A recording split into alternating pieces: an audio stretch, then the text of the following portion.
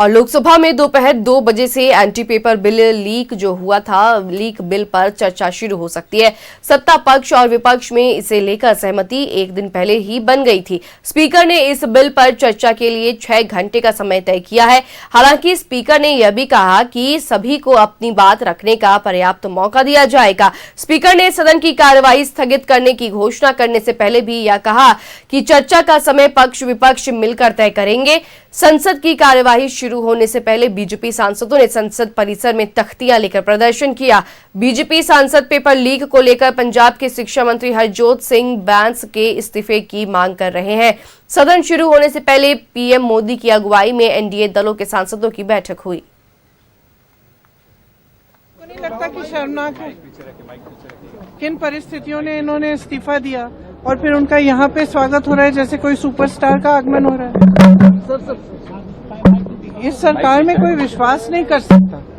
आज भी स्टूडेंट्स को परेशान किया जा रहा है। मैंने देखा कुछ इंस्टाग्राम के हैंडल जिसमें लड़कियों की फोटो चिपका रहे, मतलब पोस्ट किए हुए और कहा है कि इन लोगों ने ऐसा ऐसा किया। ये क्या बात है? या तो आप बातचीत कर रहे हैं या आप इस समस्या को सुलझाना चाहते हैं या फिर सब स्टूडेंट्स के आप पीछे पड़े हुए हैं और आप उनको दबाना चाहते हैं। अभी भी जिन्होंने 2003 में जो है कंपनी रजिस्टर्ड की, बेपॉप्स यूके लिमिटेड,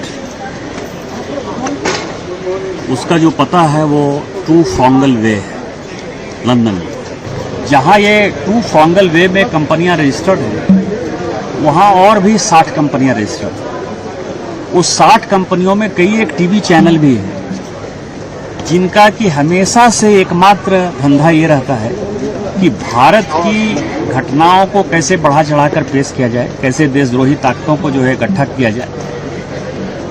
तो मैं इन सारे मामलों को जो है पार्लियामेंट के अंदर उठाने वाला हूं। आज सदन चलेगा, बहुत खुशी की बात है। हम तो चाहते हैं सदन चले, डिस्कशन हो और सत्ता पक्ष से यही कहना है कि वो चर्चा अच्छे से कराए और विपक्ष की बातों को भी सुने। ऐसा नहीं कि अपनी मर्जी से ही कोई बिल पारित करा ले, क्योंकि ये जो भी अभी बिल आ रहे हैं कहीं ना कहीं उससे हमारे देश में तनाव ज्यादा बढ़ जाता है, सांप्रदायिक तनाव, और ये सब तो केंद्र सरकार को सोच समझकर कोई भी निर्णय लेना चाहिए, क्योंकि ये लोकतंत्र है और सभी जाति धर्म के लोगों को सम्मानजनक तरीके से रहने का अधिकार है। मैं 2 बात पे जरूर कहना चाहूंगा।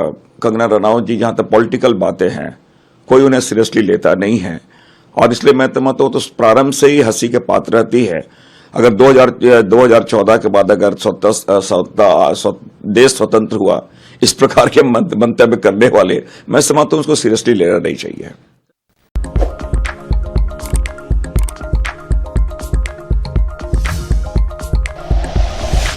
Like and share videos, subscribe करें हमारा चैनल और प्रेस करें बेल आइकॉन। न्यूज़ 11 भारत, सच है तो दिखेगा।